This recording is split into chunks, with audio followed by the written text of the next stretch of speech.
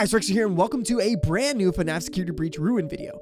In today's video, I'm going to be discussing some shocking secret lore that really will change the way you look at Fnaf Security Breach forever. Now, I know this video is a little bit different from what we usually do on the channel, but I really hope you enjoy it, and you can show your support by hitting that like button and, of course, subscribing, because this is the new upcoming channel for all things FNAF, and I really don't want you to miss out. Now, this whole video idea stemmed from a hacking playthrough that I did a little bit earlier today, where we found these weird animatronic suits in the back rooms after doing a couple of toggled free plays. Now, originally, I thought they were just weird-looking circus animatronics that the game maybe forgot to mention, until somebody in the comment section pointed out that the Mimic at one point used similar costumes in the FNAF books.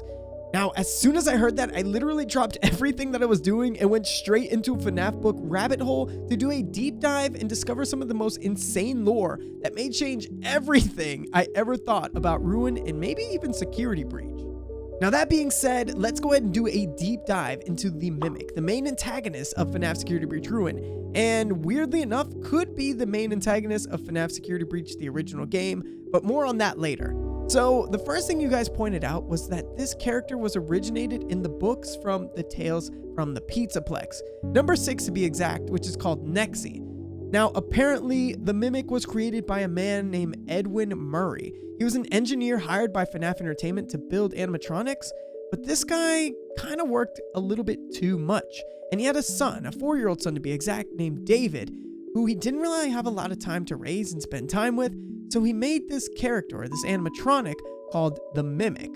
Now, the Mimic's programming was supposed to be really simple. Essentially, he was taught to copy or mimic the actions of things he saw around him, and his original purpose was to take the place of a father figure or a babysitter when Edwin wasn't around, copying the fatherly actions he would see Edwin doing with his son. Now, things started off great. David not only wasn't alone anymore, but he essentially had a best friend who liked to do everything that he did. That is until one tragic morning when David wakes up his father and says he wants to go play tag with him outside. Now, he goes downstairs and eventually Edwin follows him down until he realizes that the factory door was slightly open, and he calls out for David but gets no answer. He eventually ends up leaving the factory, and to his horror, he sees that David ran out pursuing a ball. Within seconds, a car is approaching David at full speed and tries to brake, but unfortunately, to Edwin's horror, ends up killing David right there on the spot. This sends Edwin into a tizzy of depression and overwhelming grief and fury. He begins to pummel the Mimic's head in rage. When he comes into his senses, Edwin realizes that it wasn't the Mimic he was upset with, but himself. He abandons the factory and all his hard work and leaves the Mimic inside, abandoned.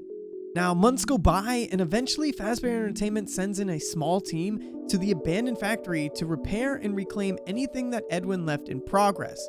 Now, the team completes the Mimic because he's been so destroyed by Edwin, attaching legs and different endoskeletons onto it to make a complete animatronic. However, the Mimic comes to life with this new formed body and decides to just murder everyone on that team, basically showing the actions of his previous owner, Edwin. Which, by the way, if I haven't already mentioned, it just shows exactly why showing an animatronic to copy a imperfect human behavior is such a bad idea. Now, believe it or not, a couple months go by, and Fazbear Entertainment for some reason thought it was a good idea to send in a second team, and I guess we can just call them Team B. Eventually, they end up meeting a similar fate to Team A because the Mimic now has adapted to hiding in various costumes and ambushes the men as they come in to retrieve the rest of the body parts and recycled projects. Which brings us to the first tale of the Pizzaplex epilogue. And in this epilogue, we kind of get an understanding of how it makes sense in Fnaf Security Breach. According to the wiki, this is where a team of construction workers were given the task of cleaning the old Freddy Fazbear's pizza place in order to restore the new Mega Pizzaplex. Now, this is where the story gets a little bit complicated, and to be honest, since I didn't read the book, I don't know what's true and what's not, but I heard that they wanted to make the Mimic the guitarist originally for the brand new Mega Pizzaplex, and things obviously took a turn for the worst. Now, fast forward to Security Breach Ruin. This is where the Mimic poses as Gregory, mimicking his voice and obviously pretending that he's trapped in the Pizzaplex in order to lure Cassie in. So now let's go ahead and jump into some theories that you guys may or may not agree with, and feel free to comment in the comment section down below. I actually love hearing from you guys, and I don't mind a friendly debate if you guys feel up to it.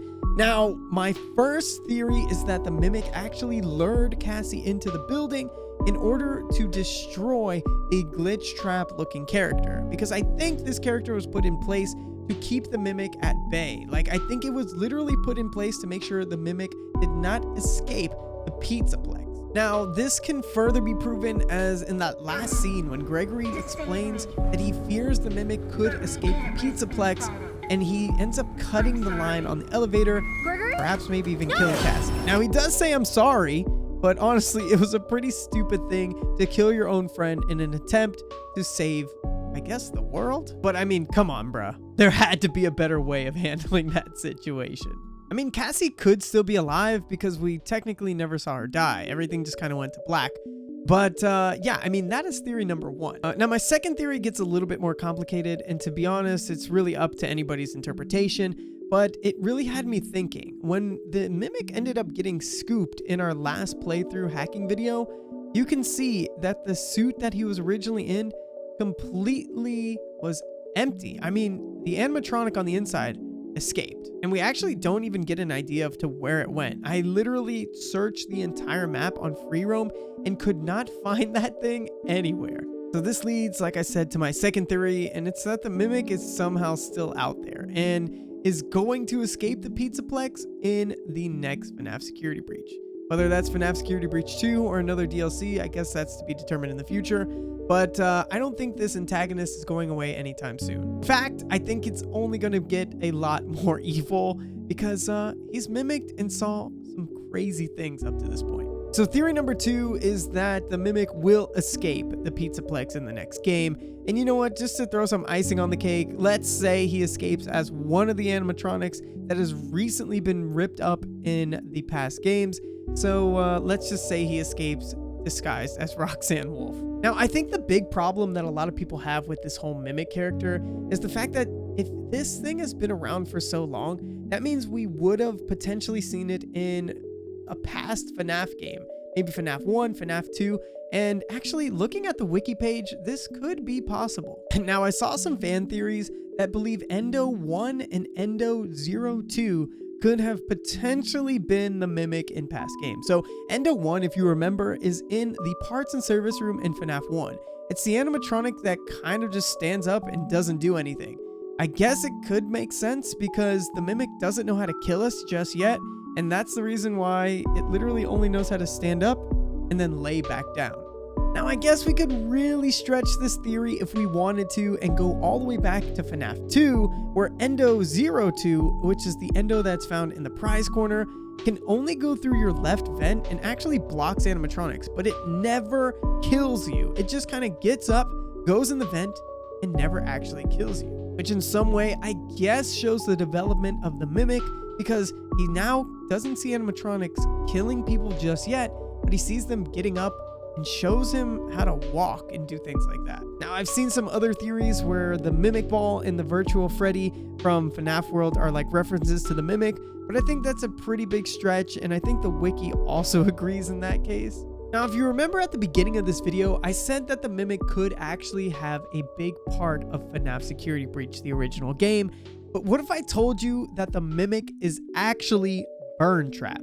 Yeah, I know that doesn't make a lot of sense, guys, but really hear me out on this one. So the 14th story in the Tales from the Pizzaplex series is actually called The Storyteller, and it talks about this baobab tree that was literally located in the middle of the pizzeria and would send instructions and directions and everything like that to all the animatronics and machines within the building. Now, in this story, the Edwin Murray guy, who I was talking about as the original creator of the Mimic, is stuck inside of this tree, and apparently it's called the Storyteller, and it's hooked up to some white tiger animatronic, and it's sending this program throughout the Pizzaplex, and that program is called Mimic 1.